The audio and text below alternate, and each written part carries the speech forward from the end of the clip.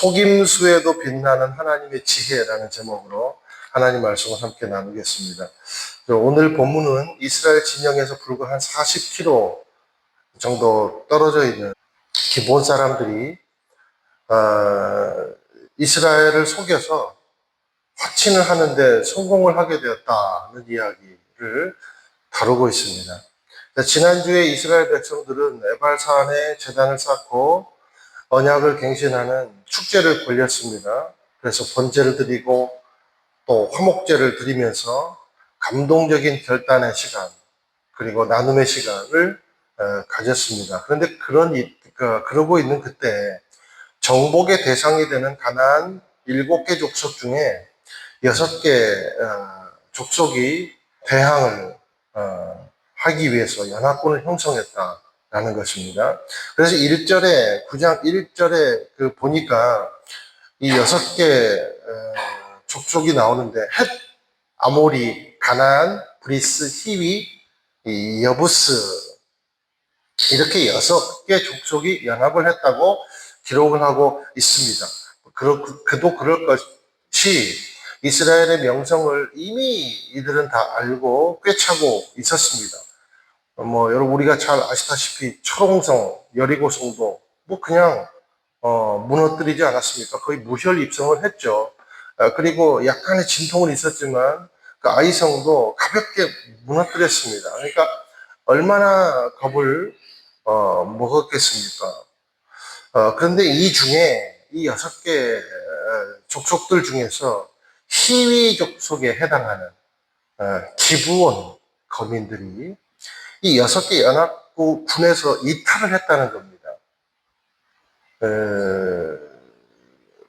이런 강한 민족을 우리가 연합을 한다고 이길 수가 있겠어? 여러분, 이 기브온 히위 족속은요, 이 아이성보다 훨씬 더 강한 민족들입니다.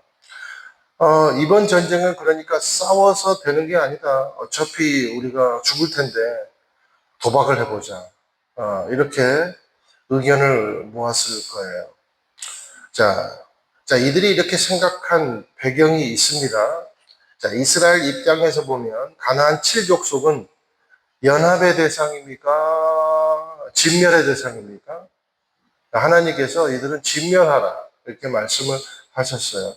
그리고 이 사실을 기브온 사람들은 너무나도 잘 알고 있었다는 겁니다. 그래서 모든 가나안 족속들이 다 똑같은 얘기를 들었는데 이 기브온 족속들만 각성을 한 거예요. 그러니까 우리가 같은 말을 들어도 각성을 하는 사람은 따로 있다는 거죠. 그래서 이들은 꾀를 내게 되었습니다. 그래서 말씀해 보니까 그 사신처럼 자기들을 꾸미고 3절, 4절, 5절 이런 말씀을 보니까 어떻게 자신을 꾸몄냐 보니까 낡아 빠진 자루를 준비하고 찢어져 꿰맨 오래된 포도주 부대를 준비하고 얼마나 열심히 준비했겠어요. 그리고 달아서 덧댄 신발, 하루 내내 신발 문질렀겠죠. 그런 신발도 준비하고 그리고 낡은 옷가지도 준비하고 그리고 마르고 곰팡이 핀 그런 빵을 준비를 한 겁니다. 그러니까 오직 살기 위해서 마치 무기를 준비하는 것처럼 그런 심정으로 속임수를 위한 치장을 한 겁니다. 그래서 오늘은 이 본문을 가지고 우리 3가지 관점을 우리가 좀 다루기를 원하는데 첫 번째 관점은 뭐냐면 일상의 관점이에요. 일상의 관점. 자, 일상의 관점. 깨어서 우리가 기도하지 않을 때 속임수에 넘어갈 수 있다 라는 것을 다루기를 원하고 두 번째 관점은 선교적 관점입니다. 자, 비록 실수는 했어요. 그렇지만 여호수아는 어떤 행동을 선택했냐면 선교적 행동을 선택했습니다. 그래서 이것이 하나님과 맞은 거예요. 그러니까 우리가 어떻게 극복하냐는 거죠. 그 다음에 3번째 관점입니다. 복음적 관점입니다. 그래서 뭐냐면 하나님은 모든 영혼들이 복음을 만나기를 원하신다는 겁니다. 그래서 하나님은 기브온 거민을 위해서 이스라엘의 잘못을 깊이 묻지 아니하고 오히려 합력해 선을 이루어 주십니다. 오늘 이 세 가지 관점이 이 오늘 본문을 보는 아주 균형적인 관점이라고 생각을 합니다. 우리 6절과 7절 함께 한번 읽어보실게요. 시작. 그러고는 그들이 길갈 진영에 있는 여호수아에게 가서 그와 이스라엘 사람들에게 말했습니다. 우리는 먼 나라에서 왔습니다. 지금 우리와 조약을 맺읍시다. 이스라엘 사람들이 히위 사람들에게 말했습니다. 당신들은 우리 가까이에 사는 것 같은데 우리가 어떻게 당신들과 조약을 맺겠소? 자, 아무리 이들이 이렇게 넓게 변장을 하고 자기들이 멀리서 왔다고 그렇게 우겼지만 이스라엘 회중들은 이들이 자기 진영에서 그렇게 멀지 않은 사람들임을 아마 직감을 한 모양이에요. 자, 언급을 했지만 가나안 사람들은 이스라엘의 화친의 대상이 될 수가 없습니다. 진멸의 대상입니다. 그래서 이렇게 물은 거예요. 우리 가까이에 사는 것 같은데 우리가 어떻게 당신들과 조약을 맺겠소? 이렇게 물은 거예요. 그러니까 우리 가까이에 사는 사람들과 조약을 맺을 수 없다.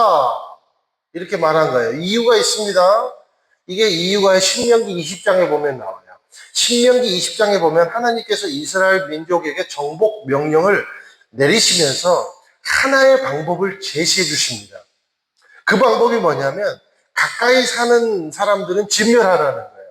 그리고 멀리 사는 민족들은 화친을 먼저 요구하라는 거예요.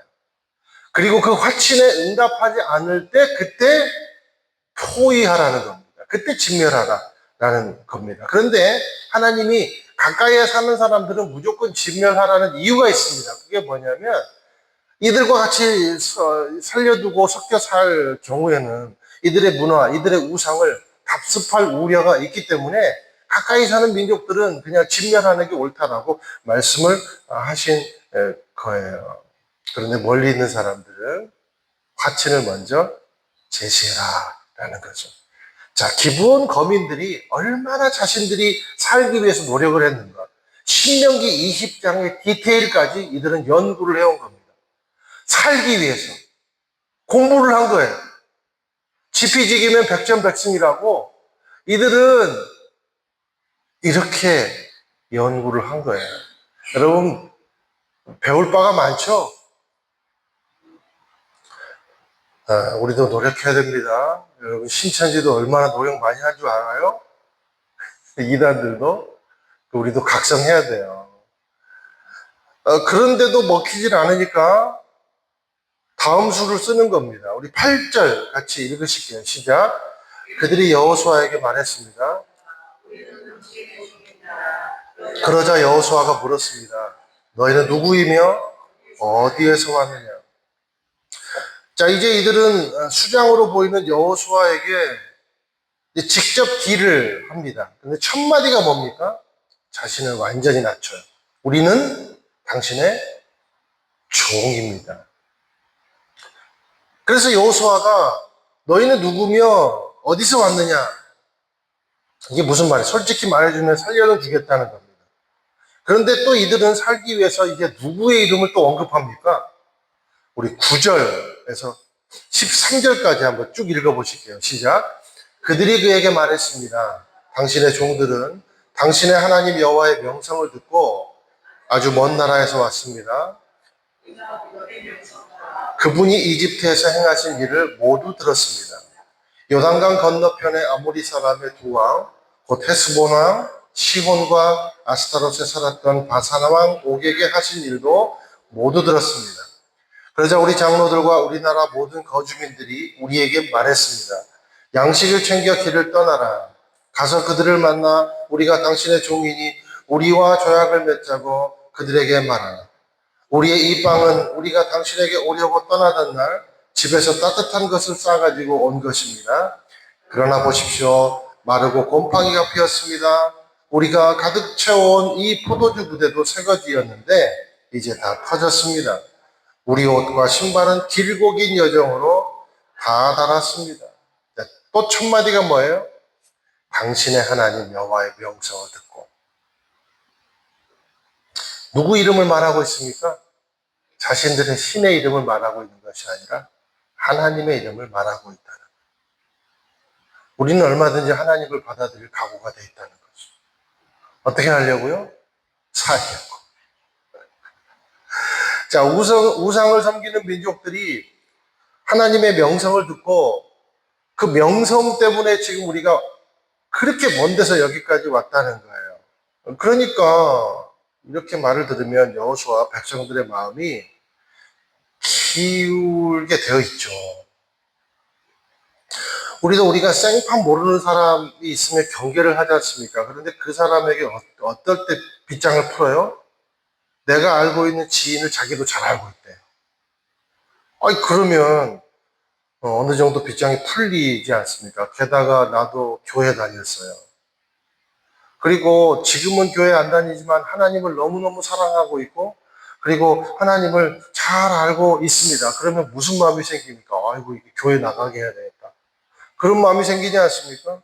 그러니까 금방 동질감을 느끼고, 그때 되면 이제 빗장을 풀게 되어 있죠. 더군다나 그 하나님이라는 그분의 명성 때문에 여기까지 오느라고 옷도 헤어지고, 빵도 말라버리고, 곰팡이가 피고, 포도주 부대도 막 다 터지고, 옷과 신발도 이 보세요. 다 낡았다는 겁니다. 그래도 포기하지 않고 종이 돼서라도 살아남기 위해서, 확신하기 위해서 지금까지 여기까지 왔다는 거예요. 그러니까 얼마나 감동이 되겠어요. 빗장이 확 나 같아도 열릴 것 같아요. 그래서 이런 결론을 내립니다. 실수 아닌 실수를 하게 되는 거죠. 하나를 빼뜨려 버려요. 14절, 15절 읽겠습니다. 시작.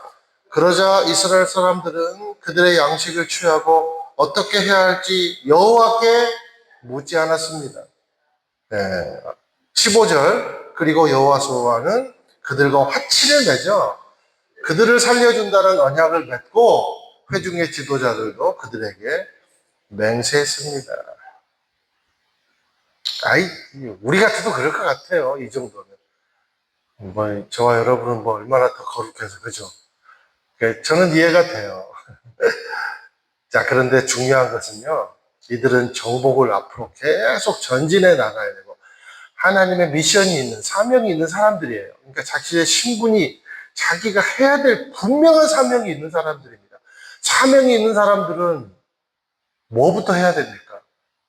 무슨 일을 만나든지 만사형통하기 위해서는 뭘 해야 돼요? 기도를 해야 돼요. 그런데 이들은 기도를 하지 않았다라는 겁니다. 이 중요한 시기에 거룩한 공동체를 만들기에도 바빠요. 불순물이 들어오면 안 돼요. 그런데 불순물이 들어왔다는 겁니다. 그것도 자기 스스로 들여놨다는 거죠. 자, 우리가 일상의 관점에서 볼게요. 우리가 일상에서 기도가 습관이 되어 있지 않으면 속임수에 넘어가기 쉽다는 겁니다. 나는 우리 교회가 여성사역팀을 중심으로 매주 화요일 기도회가 열리고 있다는 사실이 저에게는 엄청나게 큰 위로가 됩니다. 이게 시작이구나라는 생각이 들어요. 그리고 주일 예배를 위해서 중보기도팀이 생겼다는 게 얼마나 안심되고 기쁜지 모르겠어요. 이 부서가 생기는 것, 예배가 생기는 것만큼, 아니, 그보다 더 중요한 거예요. 근데 그게 생겼다니까 제가 얼마나 기쁘겠어요. 위로가 되고, 힘이 되고. 기도하면 상황이 정리됩니다. 그리고 기도하면 지혜가 생겼을 거예요. 판단력도 생겼을 거예요. 그런데 기도하지 않으니까 인간적인 판단과 방법이 기도하는 것보다 더 스마트하고 속도감 있고 그리고 인간적으로 생각이 됐을 거예요. 어떻게 이런 사람들을 내버려 둘 수가 있겠는가? 왜요? 기도하지 않았기 때문에. 속았다는 거예요. 우리는요, 늘 기도하지 않으면 두 가지에 속습니다. 하나는 뭐냐면 자기 자신에게 속고요. 또 하나는 타인에게 속아요. 타인 괄호 쳐놓고 환경 이런 것도 되겠죠. 우리는 먼저 늘 자기 자신에게 속습니다. 더 정확히 말해볼까요? 자기 자신을 자기가 속입니다. 뭐 때문에요? 자, 이스라엘 사람들은 보니까 그들의 양식을 먼저 취했대요. 기도하기 전에. 그러니까 이게 무슨 말이에요? 눈에 보이는 이득 때문에 속는 겁니다. 그리고 칭찬에 속는 거예요. 그러니까 막 축켜 세움을 받으니까 여러분 사기꾼들이 잘하는 게 뭐예요? 엄청 축켜 세우잖아요. 그러니까 막 이렇게 막 띄워주고 광대, 우리가 그 광대 승천이란 말 있잖아요. 올라가는 거예요. 그래서 자기가들이 뭐라도 되는 것처럼 우쭐한 마음이 드는 겁니다. 그런데 사실 그 명성은 누가 줬어요? 하나님이 주신 것이고 하나님이 받으셔야 돼요. 그런데 자기 자신이 받고 싶은 거예요. 우리도 여러분 그렇지 않습니까? 어떤 사람이 와서요, 우리가 아우리치 팀들이 막 엄청 많이 왔어요. 그런데 이 사람들이 다 와가지고 우리 교인들은 하나도 칭찬 안 하고 다 처음부터 끝까지 계속 있어. 하나님만 막 높여요. 그러면 당연한 것 같으면서도 이상하게 기분 나쁘지 않습니까? 우리도 잘한 게 많은데 속으로 그런 마음 들지 않겠어요? 나는 그러던데. 근데 그때가 가장 위험한 때라는 거예요. 왜요? 기도하지 않으니까. 자기가 높아지려는 마음이 생기는 거죠. 또 우리는요, 타인에게도 속습니다. 여러분, 이 땅에 사기꾼들이 얼마나 많이 존재합니까? 그리고 이단들이 얼마나 많이 존재합니까? 그러므로 너무 나를 과도하게 높여주고 칭찬하는 사람을 여러분 조심하세요. 담백한 사람이 진짜예요. 그러니까 그냥 결론적으로 우리는요, 기도하지 않으면 판단력이 흐려진다라는 거예요. 여러분 그 영성가인 사무엘도 우리 이새의 집에 초대되어서 그리고 기름을 부을 때, 왕을 세우려고 기름 부을 때 세상에 막내 아들 다윗이 나올 때까지 줄곧 다 외모 보면 판단력 흐려져 버리잖아요. 그래서 나중에 하나님이 그냥 답답해서 나타나가지고 야야 그거 아니야, 난 중심을 봐, 이렇게 말할 때까지 정신을 못 차려요. 그리고 하나님이 말씀해 주시고 그때서야 비로소 다윗에게 기름을 붓지 않습니까? 여러분, 마귀가 우리를 건드리는 포인트가 있어요. 그러니까 그 트리거, 우리에게 내관이 있다는 거예요. 내관. 어떤 걸 딱 건들면 우리가 팍 가는 내관이 있다는 거예요. 그게 뭐냐면 욕심이라는 거예요. 욕심. 유명해지고 싶은 욕심, 더 가지고 싶은 욕심, 힘을 키워야 한다는 욕심, 그리고 두려움을 빨리 해소하고 싶은 욕심, 조급함, 칭찬에 목마르는 것, 과도한 인정 욕구. 이게 다 트리거예요, 트리거. 우리 자신에게 총을 쏘는 거죠. 마귀는 그걸 잘 알아요. 그게 욕심이라는 포인트예요. 여러분, 보이스피싱은 사기꾼의 수법이지만 내 안에서 작동하지 않으면 소용없어요. 마치 새가 우리 머리에 똥은 쌀 수 있어도 둥지는 틀지 않으면 되잖아요. 문제는 둥지를 틀어버리는 거예요. 뭐 때문에? 욕심 때문에. 속임수가 그렇다는 겁니다. 제가 그 유튜브 그 쇼츠 요즘에 막 많이 보잖아요. 근데 쇼츠 우연히 보니까 굉장히 저도 막 너무 깔깔깔 웃었는데, 예를 들면 초코파이 그래갖고 정 있잖아요. 정이라고 한문으로 써 있잖아요. 그걸 9이래요. 어떤 애가. 초코파이 9개 들어있는 거 맞잖아요. 그러니까 막 어른이 웃고 그러더라고요. 근데 제가 아주 또 웃긴 걸 봤는데, 딸하고 이제 아이하고 엄마랑 차를 이렇게 막 타고 가고 있는데 차 안에서 갑자기 아이가 막 창밖에 손가락을 가리키면서 저기 내 아파트 막 그러는 거예요. 여러분 그거 봤어요? 보신 분 있을 것 같은데 저기 내 아파트 그러는 거예요. 그런데 엄마가 진짜 이걸 받아들인 것 같아, 내가 볼 때는. 그래서 야 네가 아파트가 있어? 그 조그만한 애한테 네가 아파트가 있어. 그러니까 봐봐 저기 내 아파트잖아 내 아파트. 그런데 엄마가 보고 막 기겁을 하고 웃더라고요. 근데 여러분 그 영어 대문자로 LH 이게 이제 아이들의 눈에 볼 때는 네로 보였나 봐요. 그래서 그거를 자기가 내 아파트라고 내 아파트라고 그런 겁니다. 그런데 그때서야 이제 엄마가 그걸 보고 야 지금 뭐 허탈하게 웃고 그러더라고요. 이게 재미있는 생각이 들었어요. 너무 저도 웃었거든요. 그런데 제가 하나 좀 씁쓸한 게 있었습니다. 웃기면서도. 이 엄마가 네가 아파트가 있어? 그렇게 말하는데 표정이 너무 진지한 거예요.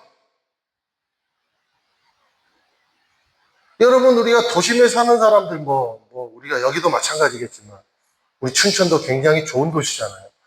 여러분 우리가 도심에 사는 사람들 특히 저기 서울이나 수도권에 사는 사람들은 집 구하기 얼마나 힘들어요. 이게 평생 자기 집을 가져보는 게 샐러리맨들의 소원이지 않습니까? 아이 가진 젊은 엄마들의 평생 아파트 한 채를 얻기 위해서 얼마나 애쓰고 힘써요. 그러니까 거기에 다 집중하며 산다고요. 그러니 엄마도요 순간적으로 자기 자신에게 속은 거예요. 한마디로 그 생각을 클릭한 겁니다. 여러분 욕심이라는 게 그래요. 내관이 있는 거예요. 우리는 늘 기도해야 돼요. 그래야 정도를 걸을 수 있습니다. 여러분 열방을 움직이는 힘은 골방이에요. 골방이 발달된 사람은 골병이 안 듭니다. 영적으로. 여러분 영적으로 골병 안 드는 비결 골방을 만드세요. 여러분 대단한 프로젝트가 아니에요. 기도예요, 기도.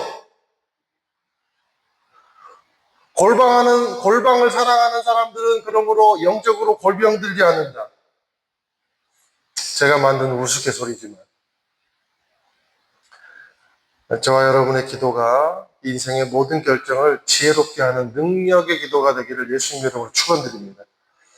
자, 그런데 이제 두 번째 선교적 관점이 있다는 거예요. 마인드가 있다는 거예요. 자, 은혜로운 사실이 있습니다. 자, 이 은혜로운 사실은 뭐냐면 영적인 사람들은 혹 우리가 기도하지 않아서 실수를 했을지라도 응용 기능이 있다는 거예요. 그게 뭔가 선교적 마인드라는 거예요. 선교적 관점을 가지고 사는 거예요. 미셔널 라이프라고 말하기도 하죠.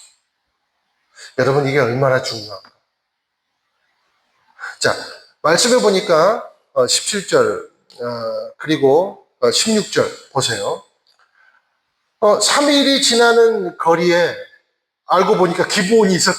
기브온.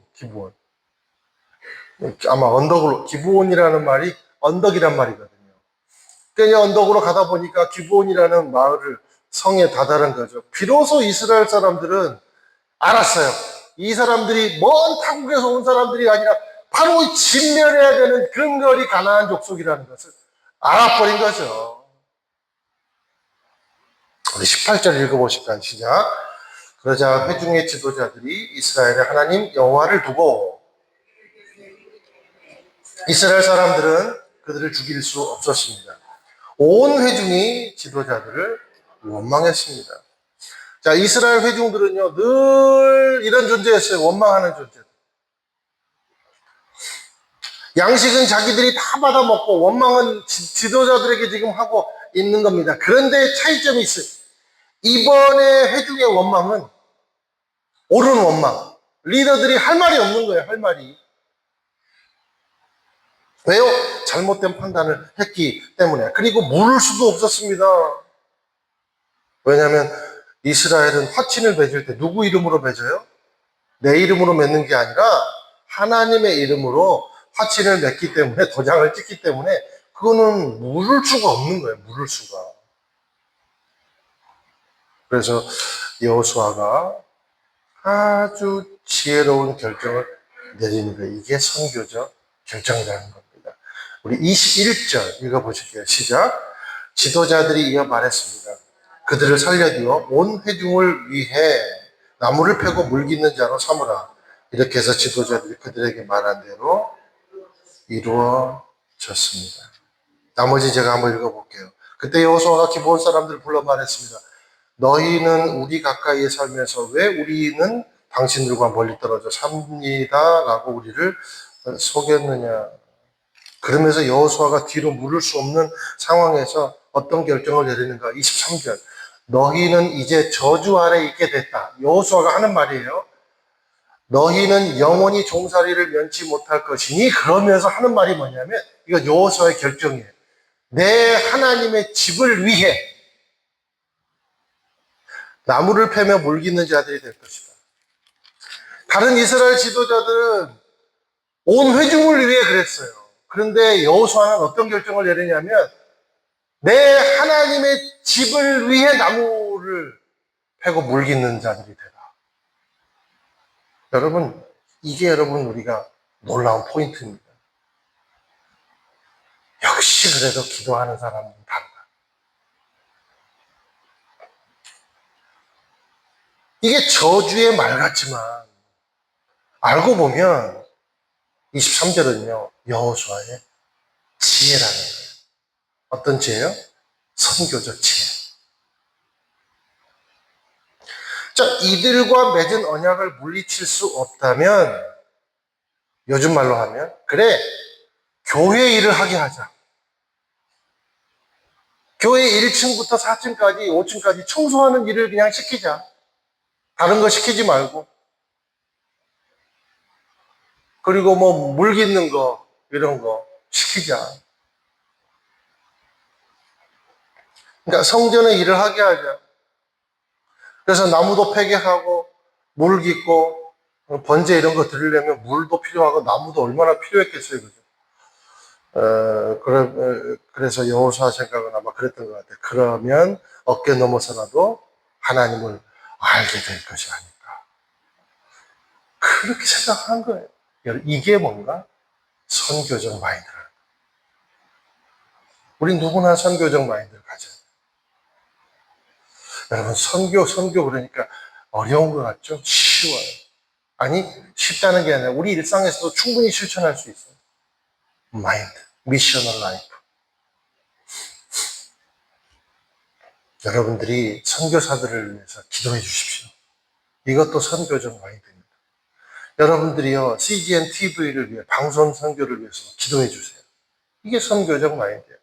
믿지 않은 사람을 위해서 지혜를 모으는 것, 전도하는 것, 다 선교적 마인드예요. 여러분, 우리도 인생에서 실수 얼마든지 할 수 있어요. 그래서 우리를 이렇게 말하잖아요. 성령 받은 죄인이다. 여러분, 우리는 성령 받은 죄인인 줄로 믿습니다. 그럼 너무 강렬한 욕인가요? 성령 받은 죄인이에요. 그렇기 때문에 우리는요, 얼마든지 실수할 수 있어요. 괜찮아요. 뭐, 권장은 하지 않지만, 실수할 수 있다는 거예요. 그런데 그때마다 필요한 게 뭔가 그 나라와 그 의를 바라보는 시선을 초래하지 않으면, 한마디로 말하면 선교적 마인드를 늘 가지고 있으면 거기에서 만회할 능력이 생기고 지혜가 생기더라라는 겁니다. 이 여호수아의 선교적 결정이 나중에 우리 세 번째 있잖아요. 관점. 하나님의 복음적 관점과 딱 맞아떨어지는 거예요. 여러분, 기브온 거민의 입장으로 다시 마지막으로 한번 돌아가 볼게요. 기브온은요, 굉장히 강한 민족입니다. 꽤 강한 민족이에요. 여호수아 10장 2절 다음 장인데 보면 예루살렘 왕 아도니 세덱이라는 왕이 기브온 사람들이 이스라엘과 화친을 맺었다는, 종으로 들어갔다는 얘기를 듣고 소스라치게 놀라요. 그러면서 하는 말이 뭐냐면, 기브온이 아이성 사람들보다 훨씬 강한 민족들인데, 야, 이렇게 돼버렸어? 그러면서 깜짝 놀랍니다. 그러니까 기브온도 나름대로 지혜가 있고, 여러분, 이렇게 결정하는 것도요, 얼마나 이 사람들이 토론 기술이 발달됐겠어요. 그 시대에. 굉장히 민주적인 나라예요. 그러니까 굉장히 발달한 나라예요. 강한 나라예요. 강한 민족이라는. 그런데 이런 명성과 쌓아놓은 시스템 성공이 진멸 위기에 당한 이 상황에서 무슨 소용이 있겠냐는 겁니다. 무슨 소용이. 오늘 내가 네 생명을 이 밤에 거둬가 버리면 네가 쌓아온 이런 거 아무 소용도 없다는 거예요. 이게 기본 거민들이 당한 영적 위기감이라는 거죠. 생존의 위기감이었다는 거죠. 기브온은 그래서 지혜롭게 다 똑같은 말을 들었는데 기브온 거민들만 종의 길을 선택한 겁니다. 그런데 그 길이 살 길이 될 줄 어떻게 알았겠어요? 이 시점에서 성공과 명성 따위가 구원에 있어서 아무런 중요한 것이 되지 못했다는 겁니다. 그래서 가나안 족속 중 유일하게 기브온 사람들이 하나님의 복을 받는 족속이 됐더라라는 거죠. 가장 미련한 사람이 뭐냐면 복음 앞에서 자존심 부린 사람. 그래서 이런 말 있잖아요. 아이씨, 나 기분 나빠서 천국 안 가. 진짜 미련한 결정이에요.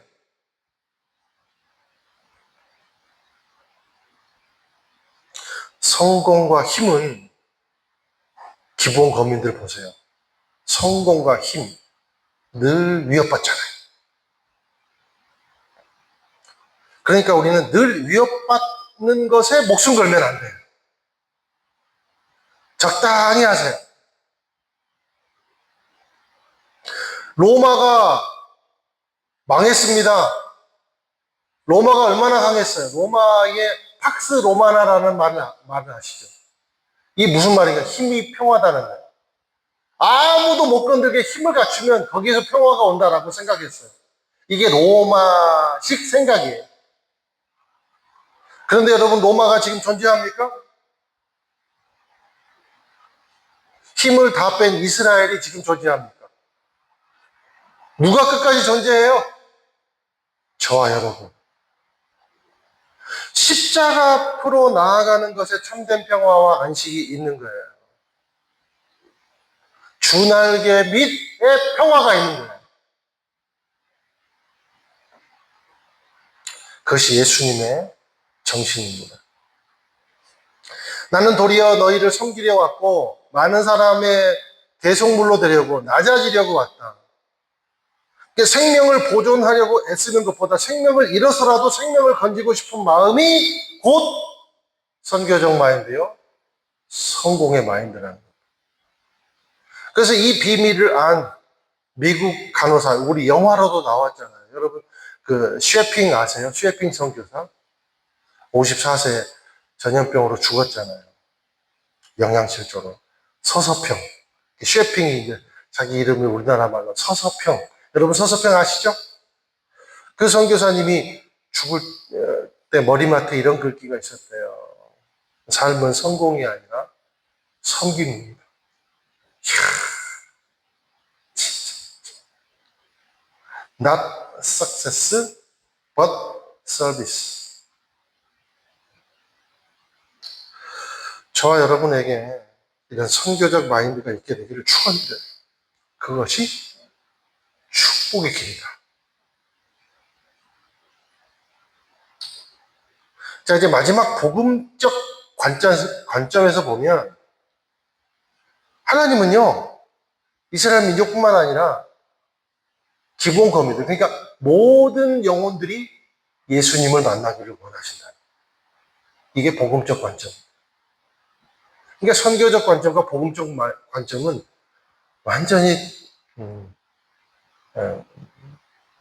결합되어 있는 관점이라는 거죠. 자, 기브온을 구원하시기를 원하시는 하나님은 기브온의 속임수의 사건을 오히려 축복의 사건으로 바꿔내십니다.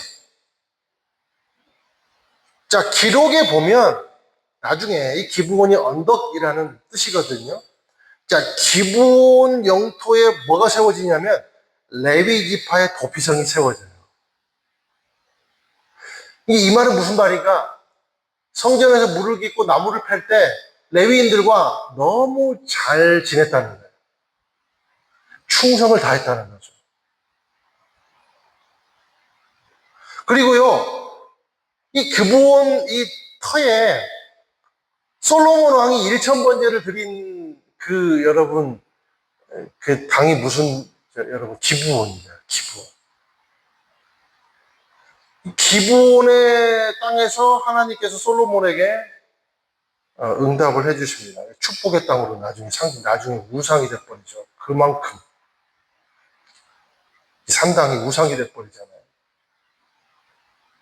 얼마나 축복된 상징이 된 땅이었어요, 처음에.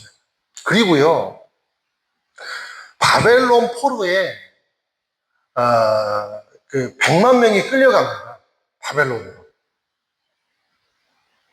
근데 그 중에 5만 명 정도가 귀환을 했어요. 기록을 보면. 근데 그 중에 기브온 사람들이, 히위 사람들이 몇 명이냐면 500명 정도가 함께 귀환을 합니다. 이게 무슨 말이냐. 차라리 바벨론에서 돌아오지 않았으면 종의 신분에서 해방됐을 텐데. 그들은 기꺼이 돌아와서도 종이 되기를 원하는 거죠. 왜요? 신앙 때문에. 하나님을 만난 그 경험 때문에. 이게 기브온 사람들이에요. 그래서 성전을 짓는 일에 적극적으로 동참합니다. 스스로 종이 돼서. 예수님의 모습 닮아있지 않아요? 그렇죠? 살기 위해 속이면서까지 발버둥 쳤던 그들이 거룩한 존재들이 됐다는 겁니다. 자, 그러면 우리 이성적 정의의 관점에서 보면 거짓말을 한 기브온도 기도하지 않아서 속은 이스라엘도 다 벌을 받아야 돼요. 그런데 하나님은요, 이 둘을 버물리고 사용하셔서 모두를 구원해 주시고 축복을 해 주십니다. 아름다운 회복의 길로 인도해 주십니다. 이게 합력하여 선을 이루시는 하나님의 선교라는 거죠. 결국 선교는 누가 합니까? 하나님이 하신다. 말씀을 정리하겠습니다. 기브온 거민처럼 자존심을 내려놓고 구원의 하나님을 붙들게 되시기를 예수님으로 축원드립니다. 잘못된 손을 잡을 수는 있어요. 잘못된 판단을 할 수는 있어요. 그럴 때마다 늘 선교적 마인드를 기억하십시오. 그리고 선교적 마인드를 가지고 선택하십시오. 상황은 반드시 역전됩니다. 무엇보다도 하나님은 모든 것을 합력하여 선을 이루시는 분입니다. 우리가 예수를 믿고 예수님을 따르기로 결정하며 나아간다면 그것은 하나님의 선을 이루는 가장 현명하고 지혜로운 길이 될 줄로 믿습니다. 성공이 아닌 섬김을 추구하는 이들에게 복을 주시는 하나님의 은혜를 체험하는 인생들이 되기를 예수님의 이름으로 축원을 드립니다.